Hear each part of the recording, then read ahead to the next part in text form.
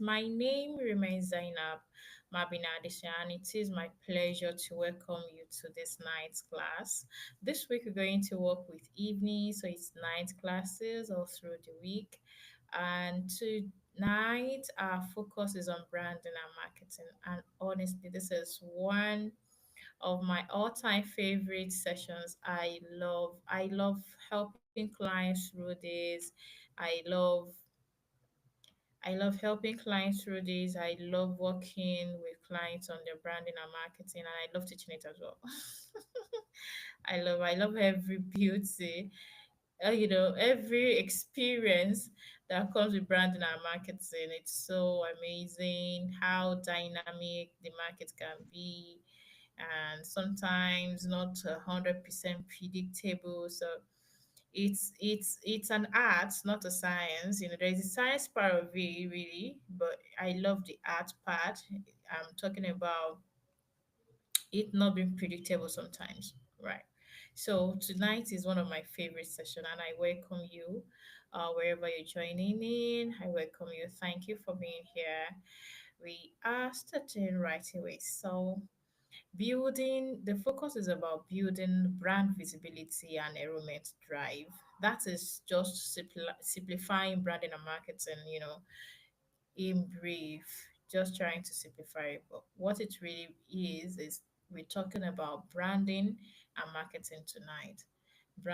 I love taking my branding and marketing together because I don't like talking about magic. I love taking you through the real work. So we're going to start. Let me share with you my screen and confirm with me if you can see. Just in a moment. Just a moment. Confirm if you can see my screen from wherever you're watching. Okay.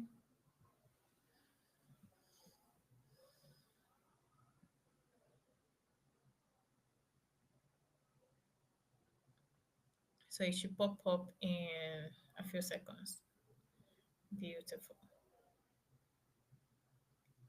Okay, so please confirm if you can see my screen. I believe it is up. It is up right now. Okay. So welcome once again. We're rolling. We try to move as fast as possible.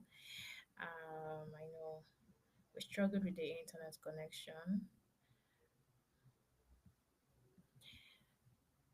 So a few things. Let me quickly establish a few thoughts before we roll in fully. Is that when talking about school branding and marketing, of course, we share some similarities with other businesses, with other industries, but we have a few peculiarities, right? In terms of customer segmentation, it's sometimes a bit tricky to to really target the customers because here, just like I said, I think on day two, yes, on day two, that we have, think about it like you have three customers in one. So you have three in one customers. You have the learner, you have the father, you have the mother, right? And you really need to attract and retain the quality of parents, the quality of learners that you want in the school. So to use the dynamics, it's unlike other business, many other businesses of well, I many other businesses where you just target a customer and you do your buying and selling, or you provide a service. So private school, unlike some other businesses where customers just buy and leave, in schools we need to, another dynamic is that we thrive on long-term engagements. A child starts a crèche with you in your school, starts attending crèche in your school, and after a few years, we expect that the child moves from crèche to the early years, from early years to the primary, and if your school have a secondary to the secondary, if your school have a pre-degree foundation to the pre-degree foundation, you see the journey, right? And at least let's say the school is even a preschool alone. That's the minimum it can be, right? So let's say from the crèche to preschool, probably the child spends an average of 4 to 5 years. So we have this long-term engagement, and because of this long-term engagement with our customers, that is with our students, with parents, it means we really need something really solid, a very good relationship to retain our customers, right? We really need a good quality relationship, quality one. And tonight, just I'm not going to share with you magics. I'm really going to share with you the hard work that goes into branding and marketing of a school. It's real hard work. I'll really be honest with you, because you see through this session that the larger percentage of the work you do in marketing, um, is not the direct marketing. Yes, you do direct marketing, you advertise, everybody come and enroll and all of that. So, but really is that you really need to do a whole lot of work on branding, on indirect marketing, to really attract and retain your customers.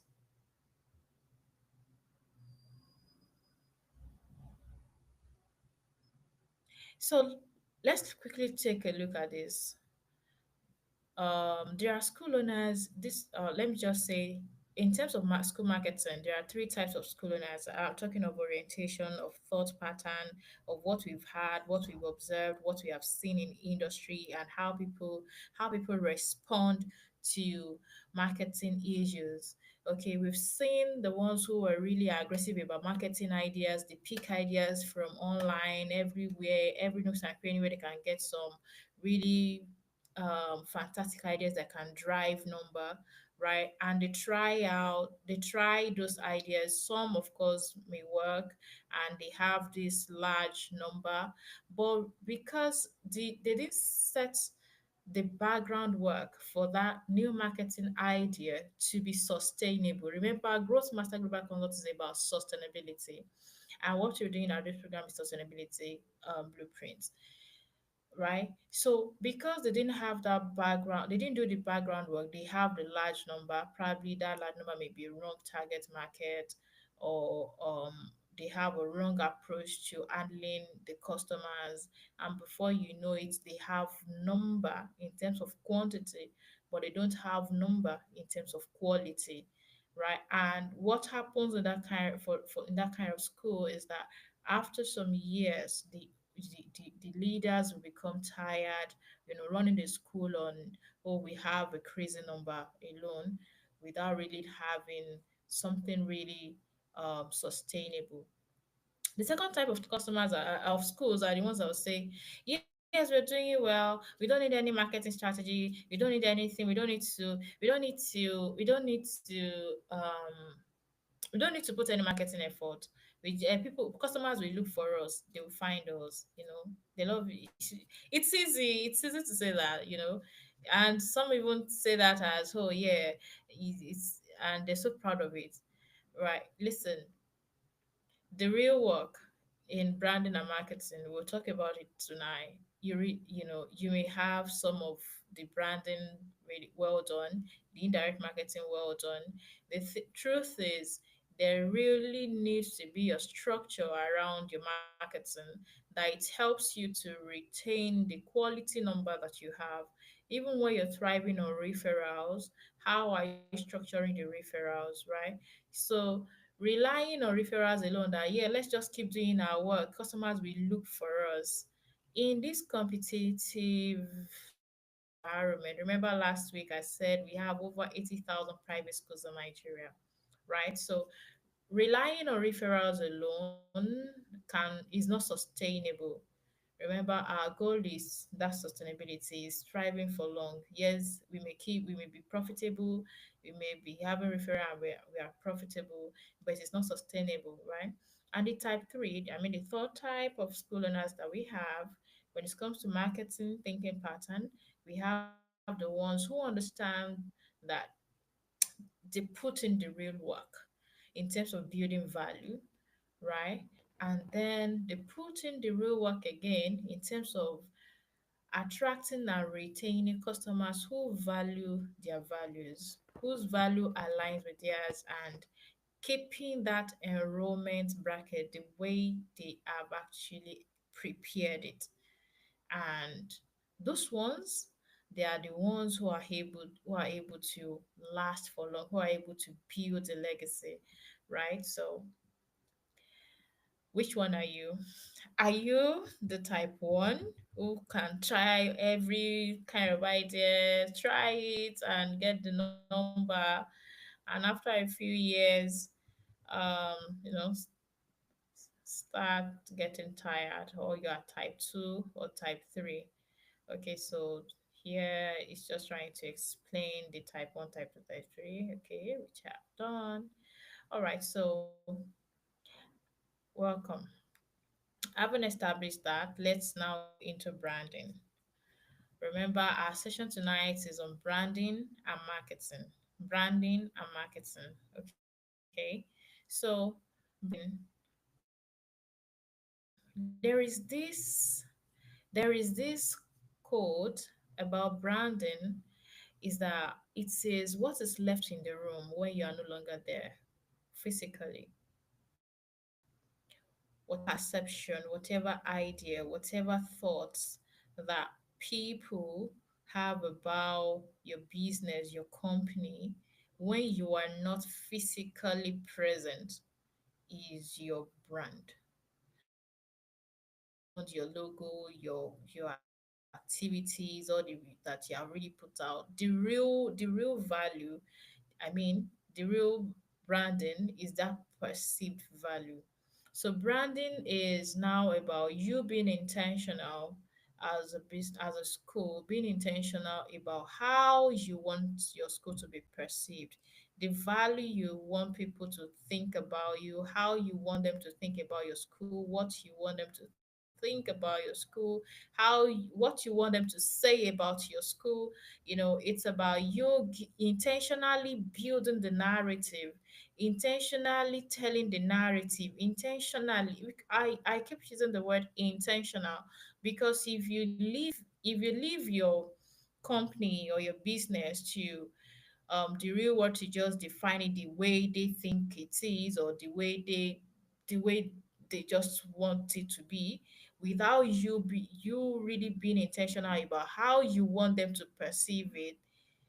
uh, it may really do your business a disservice. And what this implies is that you may be doing something fantastic in terms of academics, in terms of non academic activities, but if you're not intentional about branding activities, about if you're not intentional about customers really perceiving the value of your brand, of your school, as, oh, this is it, the way you want it, then there is a problem, right? So let's look at it. Let's look at it. What are those branding activities, right? And this slide that I'm using, I have never reused any of my slides. I often don't do that. But for this, I'm reusing a particular slide because the time I did this, I was really calm, and I really did it intentionally that year. And I think we shared it free on our website. Yes, I remember, because I retracted it from our website. So the first thing here, I'll rush over. Okay, so is a school name.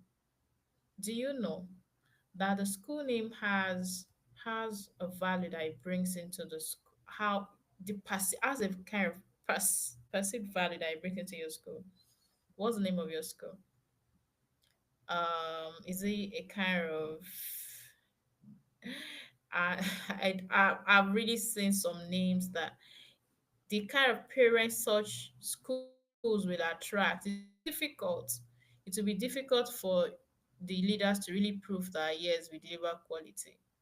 Yes. I have a very good example of a name that it's a Yoruba name, but not that is not the real problem. The real problem is that the name is like being in rivalry with another person, you know? Who's really fighting who, right? So that kind of name that will speak to the heart of your prospective parents, of the kind of children you want in the school, really, really matters. So you don't just sit down and just come up with a name. Yes, you can coin your school name from your real name, your kid's name, your what's it called, your family name, but you must really be creative about it. Yes, I have a school that used the name or the initials of the first of the children, but those initials were translated into the initials were translated into something really fantastic and meaningful. But for anyone who's familiar with that family, the person knows that, oh, this name is from the initials of the children, and it's appealing. So you really need to think about names that you craft names that are appealing to your prospective parents and the kind of children you want in the school. That's something that speaks into their vision, their goals, what they want to achieve, what you want to enable them achieve, right? So that's really important. Don't just come up with any name, right? Okay, so I started some examples. You can read that up later. Okay, so I haven't talked about um, name. The next thing is brand promise. Brand promise. What does your school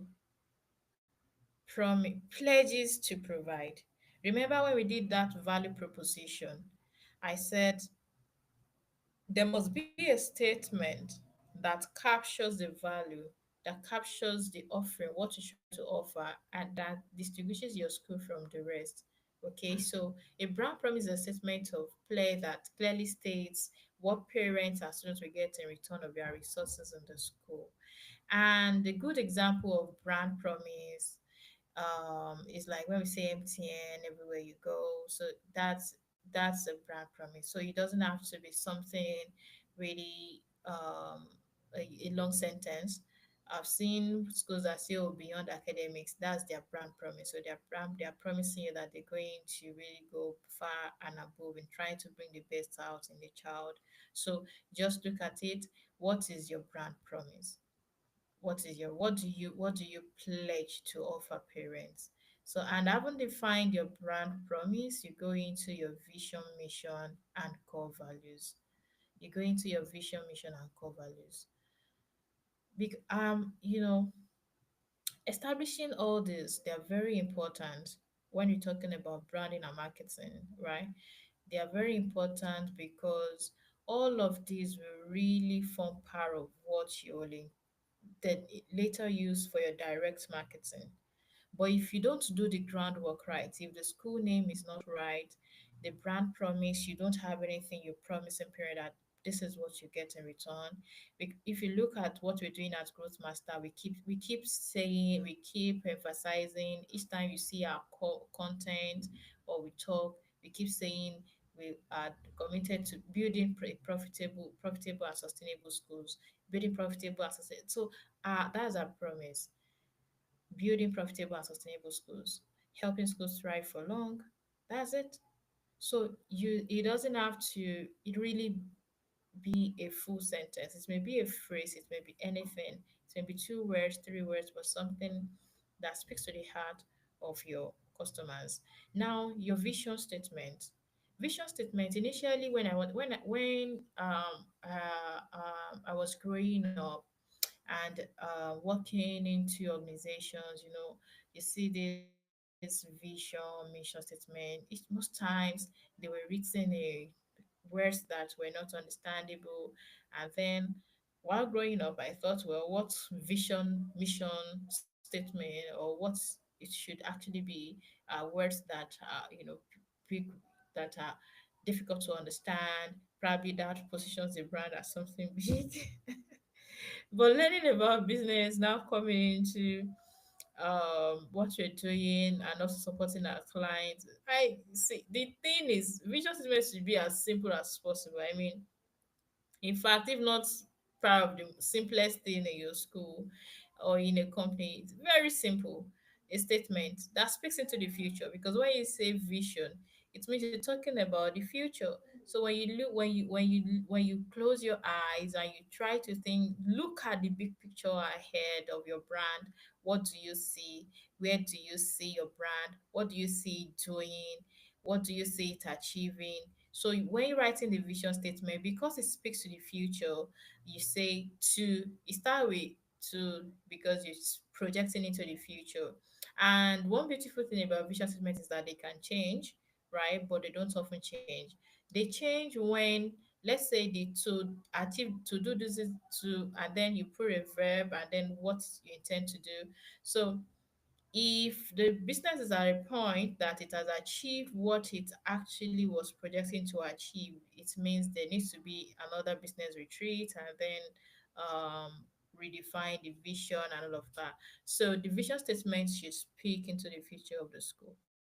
And while doing that, ensure that vision statement is not just for the wall, it is for every stakeholder in the school to understand and put into use. So your teaching staff, your non-teaching staff, parents, students, everyone, they should be able to know your vision statement. Your vision statement, they are not for your jotters, they are not for your notepads. We've had a lot of interactions with school owners where we ask about the vision statement and say, oh, it's something I wrote it in my jotter. It's not for your jotter, it is not for you. It is for every stakeholder who will be relating with your school. And for that reason, you must place your vision, mission statement, and core values at a very strategic place within your school, either your reception, the entrance, or wherever you want to put it. And you can have it in one, two, three places as far as they are strategic and everyone can read and understand.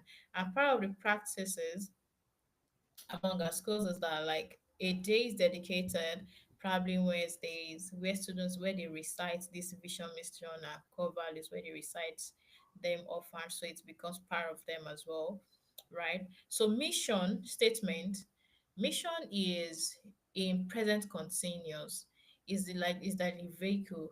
So it is what you need to do daily to take you to the vision. So remember, I said vision statement is written in future tense to do this and that. For mission statement, it is written in present continuous tense. I'm emphasizing this because over and over we've seen this error in many places. People don't even understand the difference between vision and mission. So for the mission statement, this is where you put it in present continuous, doing this is and it, creating enabling environments, driving. So putting this in present continuous tense is very important. So everyone knows that every day this is what we're doing. This is the action we're carrying out. And core values are those actions that are behind everything you're going to achieve. That everything that would help you achieve the mission, vision, right? So and they are keywords. They don't have to be lengthy. They could be five keywords. They could be three keywords. They could be at most maybe seven. I haven't seen anyone use seven, but kind of. And you could have an acronym around it so it's easy to remember for everyone. And when we're saying keywords like respect, faith, love, excellence, passion, so these are keywords that can really form core values of a brand. Okay, so I hope this is clear. So your vision, mission, core values, ensure that they are clearly written and put it in something really fantastic, graphics, and paste it at the at strategic places in your school. Okay, so now to logo. After you have decided the name, you have decided the brand promise, you have decided the vision, mission. Now it's time to design the logo. You see that I did start with logo. Sometimes when school owners want to start, and we have even seen a case of a business, a school owner who started with uniform. Oh, got school uniform material, and all of this are, nothing has been done. So logo, because your if you have defined your core values, your mission, everything before, so that is the logo will now be a symbol that represents everything we have talked about earlier. So the name of the school, we redesign, um we redesign that the meaning um, can be interpreted to those vision, mission, core values, the brand promise, everything aligned together. And I have specific love for brands, for schools especially, that the name, the color of the logo design, the vision, the everything works together in perfection. I have quite a number of examples of this, and I it's really so amazing, so beautiful. So if you're saying it is lemon green, and then in the meaning of the school, that lemon green interprets to the meaning of the school. We see it in the logo. We see the design of the logo, how it relates with the vision of the school. So even from the logo, we can easily tell that this is what the school is about. We can easily interpret it and say this is what it's about, and it would mean exactly what the school perceived value is. So traditionally, logo used to be a shield, like you see it here on the screen. But in recent days, there are a lot of creative ideas around logo, and even schools are no longer exempted. You now see school names written in funky patterns, particularly if it is a early years, crèche, primary school. You see the name written in funky colors, designs, and pattern, and it really looks so beautiful and amazing. Sometimes multicolor, sometimes the exact color of the brand, and it's acceptable, and it's fine because it also serves the purpose. It speaks to the heart of the customers, of those who intend to use the service, right? So now to the color. Oh my God. You see, please, number one, two, I think there are two or three errors to correct here. Number one thing is when choosing a brand color is not Ashwebi. You are not inviting people for a wedding party. You are not to chase after colors that are not common. You ask some people, what do you want? They say, oh, we're looking for magenta. We want our uniform to be, they name one kind of funky color.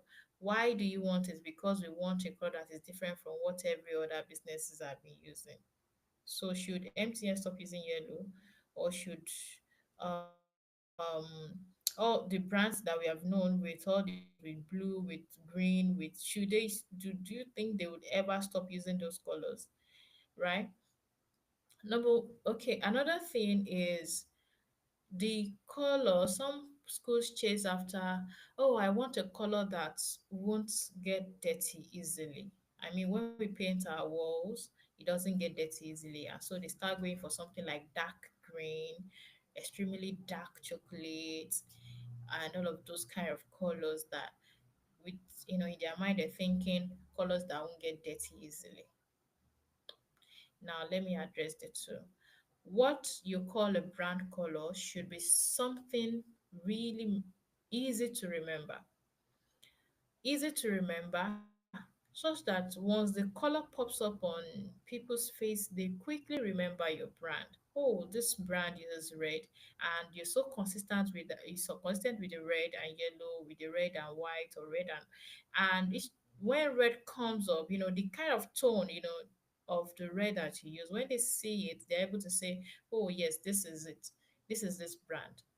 Right? If your brand is yellow, if it is blue, if it is green, make choose colors that are easy to remember, and choose colors that are meaningful. The meaning of the color should be related with your vision, mission, values, and all of that. In terms of meaning, it should be related to your school. And in terms of how easy it is to recollect, it should be a color that is easy to remember. You don't have to go about choosing colors that won't be dirty or colors that will be difficult to find in the market because I because you don't have the currency to buy, or color you probably because you don't want pure uniform elsewhere. You now want to go through the stress of looking for some magic kind of color and all of those kind of stress.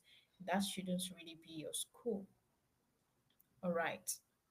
I hope we take note of this, especially as we prepare for next session. So if you are in that circle of school wall should be dark green. And I was wondering the dark green eh, throughout the whole building, not even a part of it is, kind of mixed maybe with off-white or cream or white.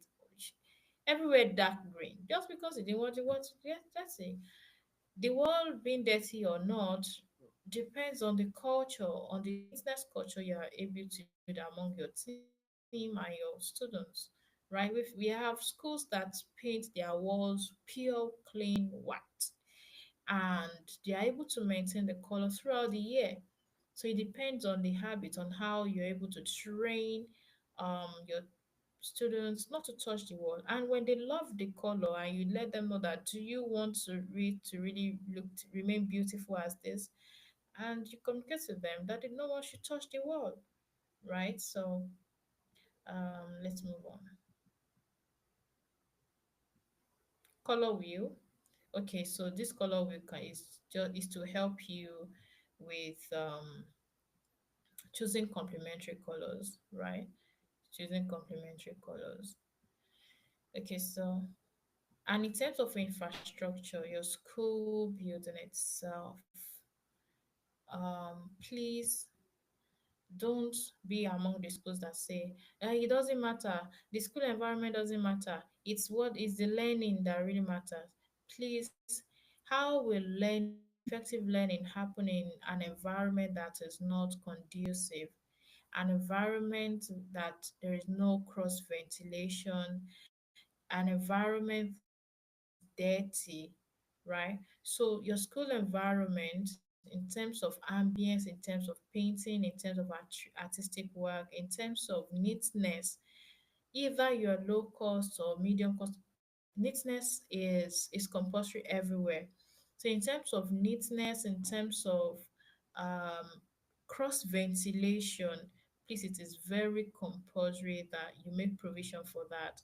Students shouldn't get back home with really with rashes on their skin and all of those things. So cross ventilation is very important. Neat environment is very important. Being looking beautiful, welcoming, looking, the environment should be welcoming for children. Okay, so because when they enter the school and they are happy, they are excited, they feel welcome, it's easier for them to learn, right? So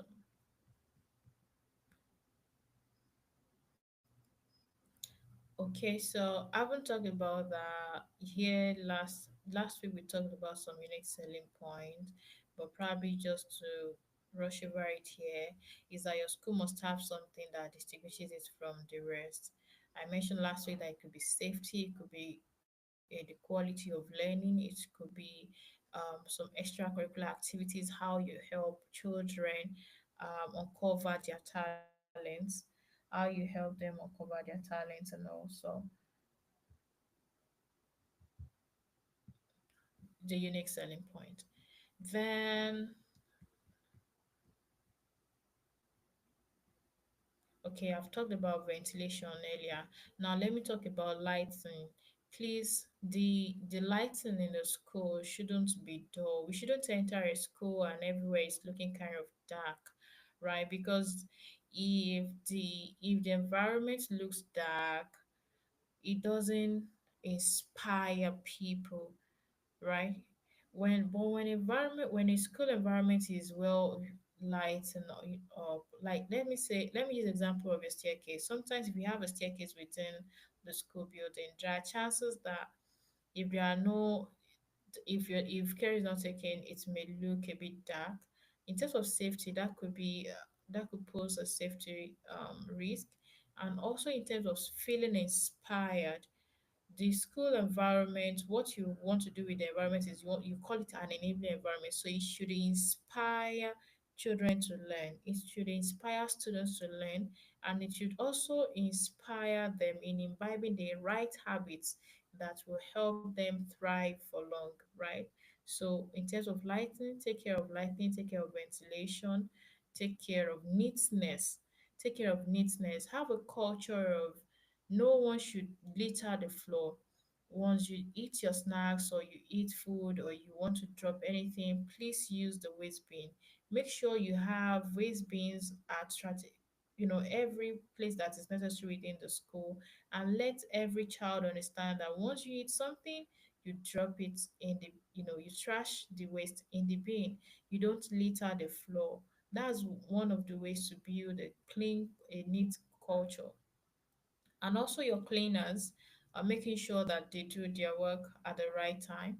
And sometimes if the assistant teachers need to quickly provide and help, because we've seen cases of schools that have maybe probably one cleaner for the early years section, and each class wait for the cleaner to come clean up and all of that, and that delays the timing of learning. So ensure that everyone works together for this culture of keeping the school clean, right? You may even have reminders around some habits that can help keep the school clean.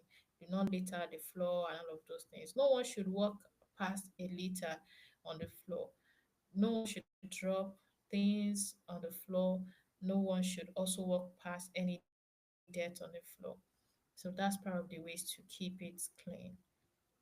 I'm saying this because I attended a public secondary school, and there was a time that the whole school used to be very dirty, especially after a long break. And then we had a new principal. The new principal was shocked at the kind of dirtiness he met when he came. And what he established, they were just two things.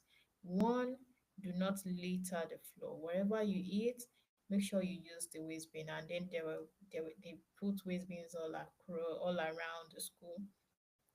Secondly, we must not see you walk past any litter on the floor. So either you were the one or not, you have to pick it up and trash. And the school became clean. So, and I believe it works. It works. So now let's go to marketing. Let me read your comments in this session. Is there anything I've said so far that really take that you find helpful? Let me read your comments. Let me read your comments. So just drop them in the chat section. I'll see your comments.